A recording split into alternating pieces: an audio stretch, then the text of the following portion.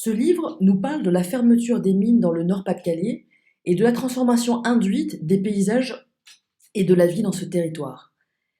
Les photos s'enchaînent au fil des pages comme des allers-retours entre le 21e et le 20e siècle sur plus de 40 ans.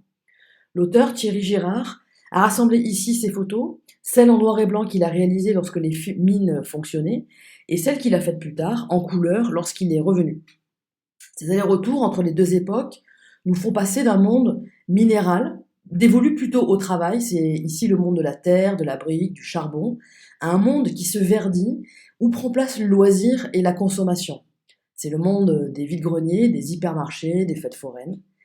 Dans ces deux époques, les photos nous montrent l'espace public, son usage et les lieux de rencontre des habitants.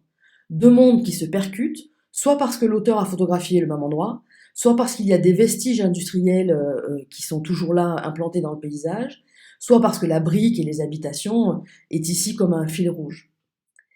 Il faut saluer la maquette du livre qui met particulièrement en valeur cette transformation. Les images nous laissent palper ce paysage dans toute son épaisseur et je dirais même presque dans son âme. La posture des habitants, les positions de leur corps, leur place dans ce territoire participent à cette sensation.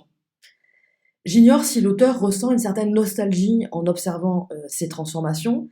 Il nous invite en tout cas à regarder se tourner la page d'une époque.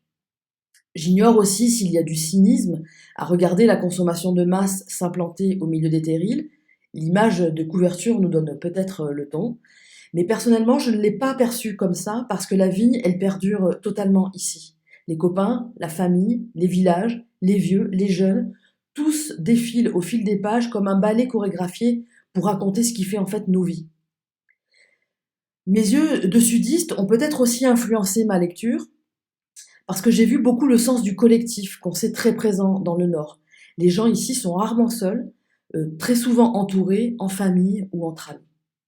C'est un livre qui est très épais, beaucoup de photos, pas de texte, ou vraiment très très peu. Il y a une seule image légendée par un professeur en fin de livre, mais sa maquette est dynamique et on prend beaucoup de plaisir à se plonger dedans, à s'offrir une balade et un cours d'histoire. Voilà, c'était Le Monde d'après de Thierry Girard. C'est un livre qui est publié aux éditions Leitmotiv.